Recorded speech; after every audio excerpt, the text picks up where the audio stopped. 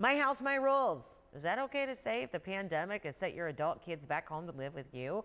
Our Lynn Smith brings you the story of one family and what's called their boomerang children and how they're making it work. It's definitely not been easy swapping my 7 guy roommates for my mom and dad. This is not how Andrea and Steve Yuck imagined the stage in their lives. My husband and I had really gotten into our groove on the empty nesting. 60% of Andrea's income is gone, and their adult sons have had to move back in. When I first came home, I packed basically like a weekend's worth of stuff. I had no plans to be here as long as I have been. Ryan isn't sure when he'll return to his New York apartment. His brother Ben plans to return to college in Boston for in-person classes this fall. But with the unemployment rate at historic levels, it's no surprise so many young adults are returning home.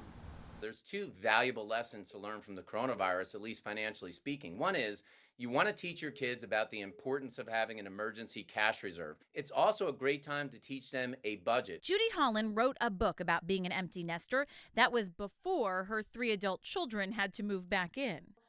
I was really sad for them because young adults really crave independence and need it. But she sees their unexpected living arrangement as a rare opportunity. I can't do anything about the fact that my kids were coronavirus boomeranged back home, but I have now time to jump off the busy merry-go-round of life that I was in before. So do they, and we've really got time to get to know each other better. While all this family time has turned into some fun and games for the Yock family,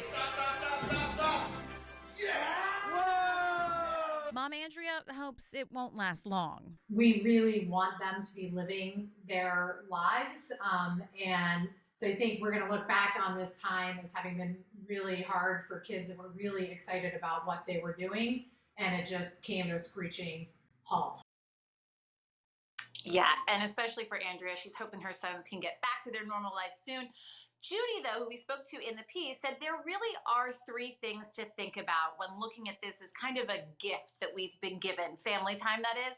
So she says, listen, bring back family dinners. This is really a great time to connect with one another. She also points out it's important to set ground rules. This is not hotel mom and dad, so assign tasks like taking out the trash and things like that. And then she also says it's important to have independent workspaces so that you're not driving each other crazy, although we all know being at home all together, this family time has led to a little bit of prickly things when it comes to not having your space, so that can be difficult. Make sure you get creative. But you know, Robin, I mentioned, and Ted said in the piece, it's really important to teach your kids, and this is a teachable moment, that you have to have the savings. You know, 40% of Americans right now can't make a $400 emergency bill. So maybe this is something that these older kids will take away from in all of this. Yeah, Robin? a great teachable moment. But I'm with, the ones who are saying, oh my gosh, this is an opportunity to really connect and have together time, even if it is difficult, because we may never have that again, not in this circumstance. And some parents say, God, I hope so. All right.